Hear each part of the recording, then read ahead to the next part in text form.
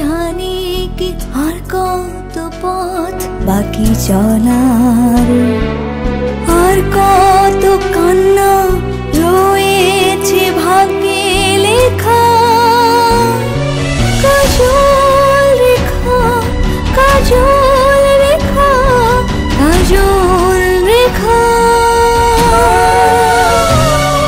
কাজল রেখা, কাজল রেখা, কাজল রেখা।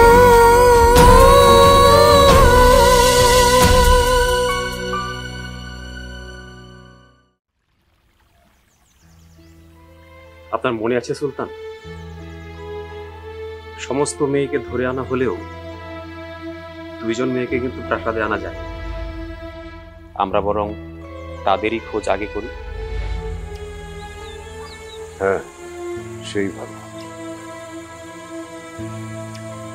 কিন্তু একটা জুৎসই পন্থা বের করতে হবে।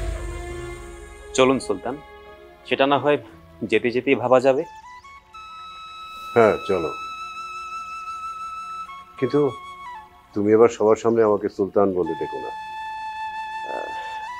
তাহলে তাহলে আমি আপনাকে কি বলে সম্বোধন করব? আমার পক্ষে তো আর আপনাকে অন্য কিছু বলা সম্ভব নয় সুলতান। তাহলে আর কি, লোকে বলবে সুলতান সন্ন্যাসী হয়েছে, সংসার বিভাগী হয়ে সন্ন্যাসী সেজে পদে পদে ঘুরে বেড়াচ্ছে। তাহলে আপনিই বলে দিন, আপনাকে কি বলে সম্বোধন করব? আমি বা বলি কি করে? আমার কি আর কোনো পূর্ব অভিজ্ঞতা আছে?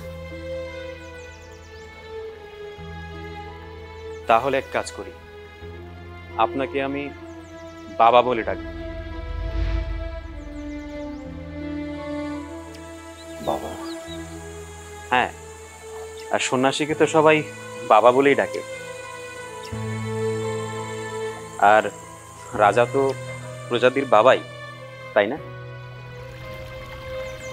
হ্যাঁ, ঠিকই বলেছ, কিন্তু আমার একটা বিষয় ভেবে খুব খারাপ লাগছে। কি সুলতান? এই যে দেখো, সাধারণ মানুষেরা পীর ফকিরদের কত শ্রদ্ধা করে, ভক্তি করে, আমি আজকে তাদের ছদ্মবেশ নিয়ে ঘুরে বেড়াচ্ছি। সুলতান, আপনার উদ্দেশ্য তো আর মানুষ ঠকানো না। নিজের সন্তানকে ফিরে পেতে বাবা মা কত কিছু অবলম্বন করে, আর আপনি তো শুধু সন্ন্যাসীর বেশ ধরেছেন। তুমি ঠিকই বলেছো বার্বিক, রাজদণ্ড যেখানে ব্যর্থ হয় সেখানে প্রজাতন্ত্রের উপরই ভরসা রাখতে হয়। আমি এখন এক সন্ন্যাসী, দেখি আমাদের কাজও লেখাকে খুঁজে পাই না।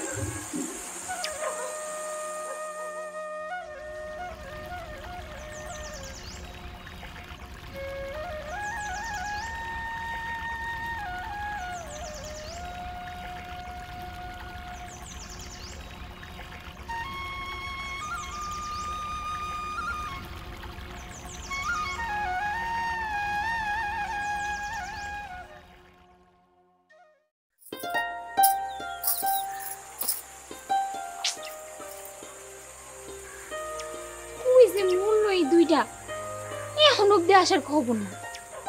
আমি যে কখন থেকে একা একা বই আসি, ভুল লেগে গেছে মনে আমার। এতক্ষণ লাগে না, দুইটা নিয়ে আমি আর পারলাম না।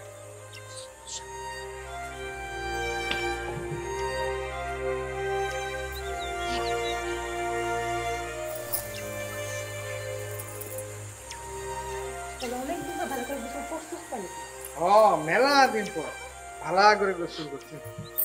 ওরা কিন্তু এক হিসাবে ধন্যবাদ পাইতেই পারে। কি ইন্দু করে ধন্যবাদ দিতেছস তুই? ইন্দু করে না, ইন্দিরা দেই কেন এই কাটার দ্বিগুণ প্রতিশোধ আমরা লমু। হ্যাঁ একদম ঠিক কইছস। এবার কুত কুত খাওয়ায় হারা তবেই শান্তি নিমু।